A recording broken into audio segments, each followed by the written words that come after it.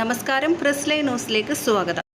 കരിപ്പൂർ വിമാനത്താവളം വഴി സ്വർണം തട്ടിയെടുക്കൽ കേസിൽ പിടിയിലായ പ്രതിയുടെ അറസ്റ്റ് രേഖപ്പെടുത്തി കസ്റ്റഡിയിൽ വാങ്ങി കരിപ്പൂർ പോലീസ്.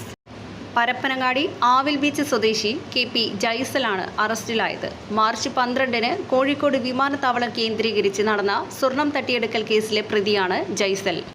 പ്രളയകാലത്തെ രക്ഷാപ്രവർത്തനത്തിനിടെ ഗർഭിണിക്ക് തോണിയിൽ കയറാൻ ചുമൽ കുനിച്ചു നൽകുന്ന വീഡിയോ പ്രചരിപ്പിക്കപ്പെട്ടതിനെ തുടർന്ന് ശ്രദ്ധേയനായ ആളാണ് ജയ്സൽ. കഴിഞ്ഞ ദിവസം തെളിവെടുപ്പും ചോദ്യം ചെയ്യലും പൂർത്തിയാക്കിയ ശേഷം പ്രതിയെ മഞ്ചേരി കോടതിയിൽ ഹാജരാക്കിയിരുന്നു. കേസിൽ ജയ്സലിനെ റിമാൻഡ് ചെയ്തു. കസ്റ്റഡിയിൽ വാങ്ങിയ പ്രതിയെ തിരുവനന്തപുരത്തെ ജയിലിലേക്കു തന്നെ കൈമാറുമെന്ന് പോലീസ് അറിയിച്ചു. കൊല്ലത്ത് ഒരു കേസിൽ പിടിയിലായ പ്രതി തിരുവനന്തപുരം സ്പെഷ്യൽ സബ് ജയിലിൽ കഴിയുന്നതിനിടെയാണ് സ്വർണ്ണക്കടത്ത് കേസിലെ തെളിവെടുപ്പിനായി കരിപ്പൂർ പോലീസ് കസ്റ്റഡിയിൽ വാങ്ങിയത്. കേസിൽ 8 പ്രതികളാണുണ്ടായിരുന്നത്.